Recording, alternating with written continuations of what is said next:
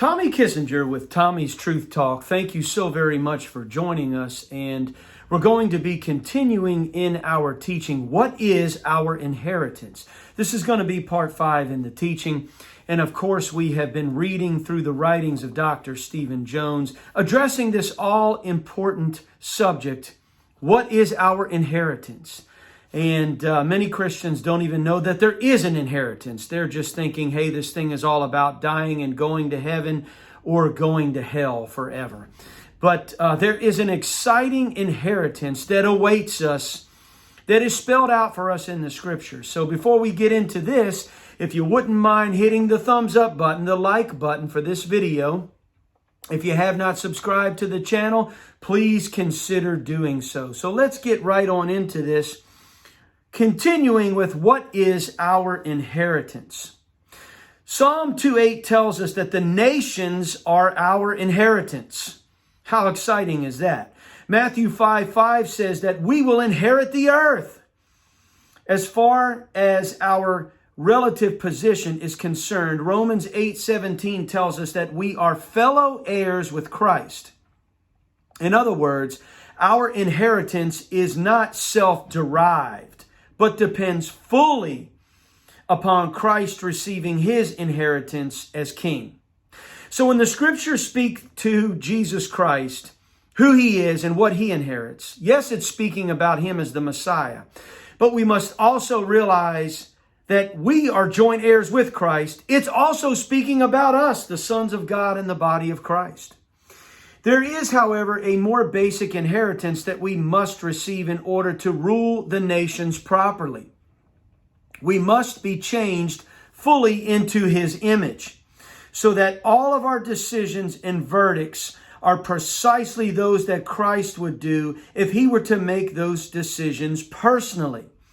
The rulers of the earth then must be in full agreement with him. Philippians 2:5, the King James Version says, let this mind, and here's a Greek word here, not sure if I'm pronouncing it correctly, phroneo, be in you, which was also in Christ. The Greek word phroneo means to exercise the mind and has to do with one's opinions. Hence, our study of the word along with the leading of the Spirit is designed to conform our opinions to that of Christ himself. If our views are different from his, then the Spirit still has work to do in our minds. We are expected to renew our minds even now so that we may be transformed by the renewing of your mind so that you may prove what the will of God is. And that's Romans 12:2. This is obviously a process, and it is linked to our wilderness journey in our time of Pentecostal training.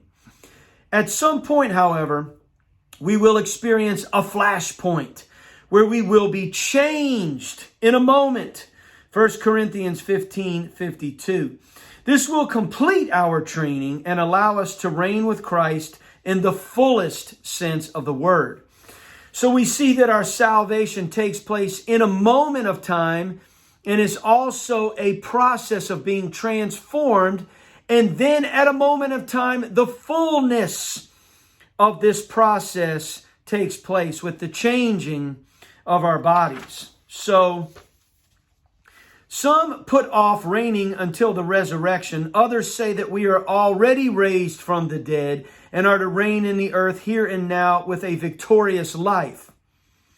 These are not mutually exclusive. Both are true. You see how he explains it fully there?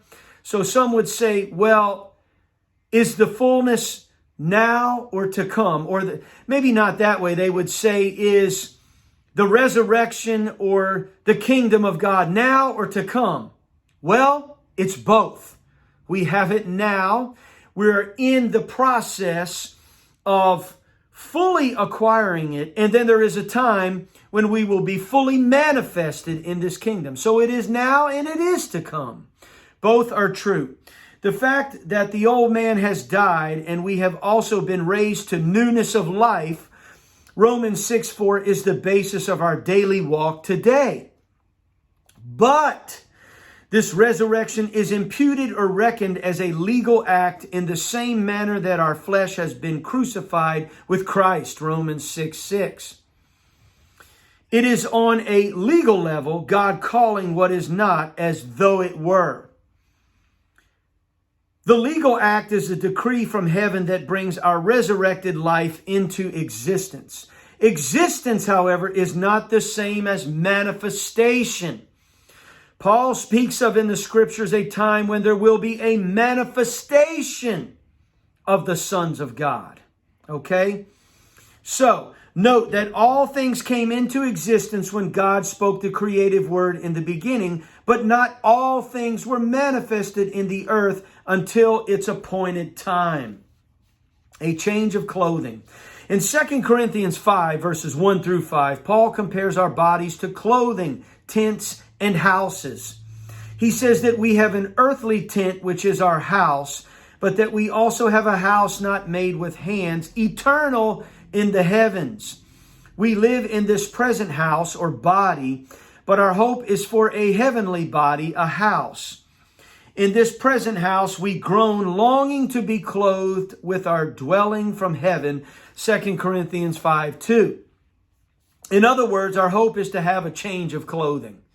We got to change clothes from the earthly and from the corruptible to the heavenly and the incorruptible. You got it? So, or to move into a new house or tent, which is currently being held in reserve in heaven. It is clear that we are not currently dressed in heavenly garments. Otherwise, we would not groan being burdened. 2 Corinthians 5:4. The great apostle clearly includes himself in this groaning, so we are not alone.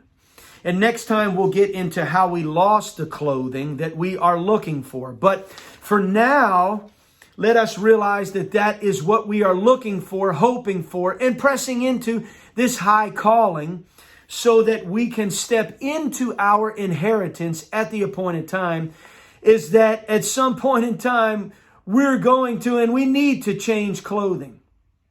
This corruption, this body, has to put on incorruption and a new glorified body. Jesus paid for this body and has already paved the way when he was crucified, buried, and rose from the dead with a new type of body that could no longer die, an incorruptible body. And that is what we are looking for and pressing into. And the overcomers shall receive this at the first resurrection, a glorified body that will enable us to step fully into our inheritance, to rule and reign with Jesus Christ, to rule the nations, and to rule the earth. Hallelujah.